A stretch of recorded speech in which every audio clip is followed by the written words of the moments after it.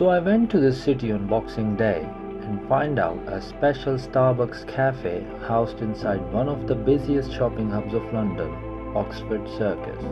We're here at Oxford Circus station, and actually it's getting busy now.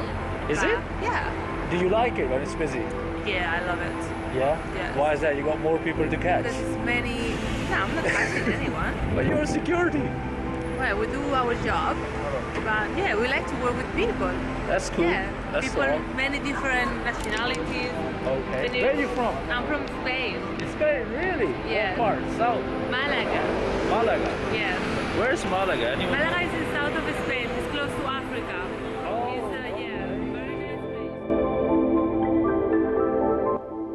place. As you take a walk down the Regent Street towards Piccadilly Circus, right after the parade of neatly stacked glass windows that houses some of the best brands in the world lies the famous Vigo Street, named after the successful Anglo Dutch campaign of Battle of Vigo Bay.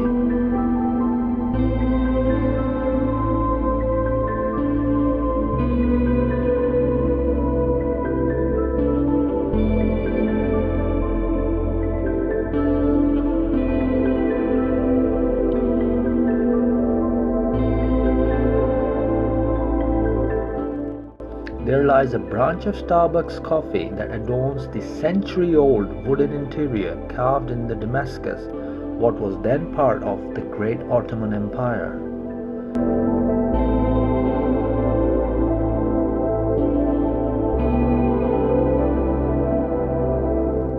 Housed in a rather subtle setting of Vigo Lane in a very unsuspecting setting, the cafe ceiling still holds the exact patterns and designs that were originally made in 1909.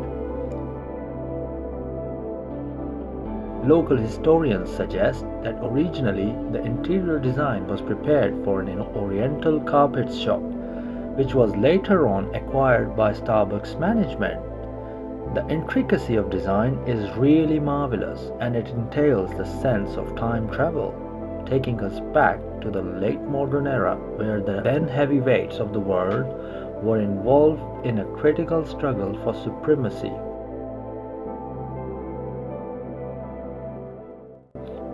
The design is so profound and absorbing that looking at the ceiling takes away this sense of time and makes us fall into the wonders of craftsmanship, the prowess of those crafters, and the historical ties that Britain had with the Middle East.